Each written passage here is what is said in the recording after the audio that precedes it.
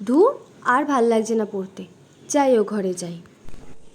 কি রে, কি করছিস? এ কি, বই রেখে পিৎজা দেখছিস? কি করবো, পিৎজা খেতে ইচ্ছা করছে। কি আমিও? হ্যাঁ রে, ছবি দেখে তো আমারও খুব লোভ হচ্ছে। চল বানিয়ে নি বাড়িতেই। বাড়িতে? হ্যাঁ, চ।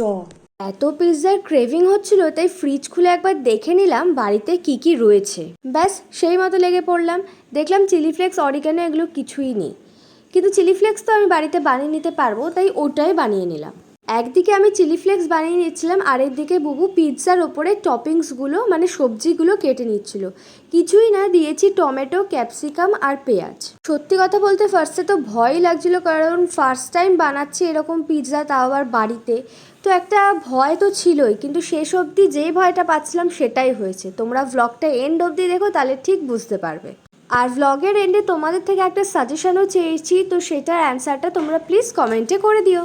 তো পিৎজা ব্রেডটা তো কিনে আনা, তো সেটার মধ্যে ফার্স্টে একটু বাটার লাগিয়ে নিলাম, তারপরে টমেটো সস আর মেয়োনিজকে একসাথে মিক্স করে লাগিয়ে নিলাম, আর তারপরে কেটে রাখা সবজিগুলো একটু সাজিয়ে দিয়ে দিলাম, আর তার উপর দিয়ে দিয়েছিলাম চিজ। যেহেতু স্লাইস চিজ, তাই ফার্স্টে গ্রেট করার চেষ্টা করেছিলাম, সেটা তো হয়নি। তারপরে একটু এটাকে কুচি কুচি করে ছিঁড়ে ছিঁড়ে দিয়ে দিয়েছিলাম, আর তারপর যে চিলি ফ্লেক্সটা করেছিলাম সেটাই ওপর দিয়ে ছড়িয়ে দিলাম। ব্যাস, প্রিপারেশন অল ডান। এরপর একটা ইউটিউব ভিডিওতেই দেখেছিলাম মাইক্রোওয়েভটাকে কনভেকশনে 180 ডিগ্রিতে ফার্স্টে একটু হিট করে নিতে, তো সেটাই করে নিয়েছিলাম।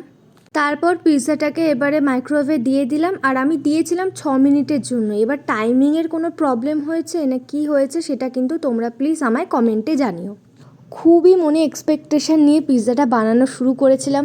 দেখতে আর খেতে দুটোই ভালো হয়েছিল, বাট পিৎজাটা একদমই নরম ছিল না, পুরো বিস্কুটের মতো শক্ত হয়ে গেছিলো।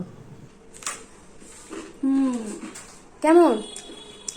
ফার্স্ট টাইম একটু শক্ত হয়ে গেছে, নেক্সট টাইম ঠিক হবে।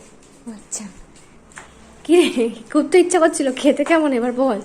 Not up to the mark. শক্ত হয়ে গেল না? কেউ রিজনটা জেনে থাকলে অবশ্যই কমেন্টে জানিও। দেখতেই পেলে কি প্রবলেম হয়েছিল। তো তোমরা যদি কিছু সাজেশন দিতে চাও তো আমাকে প্লিজ কমেন্টে জানিও।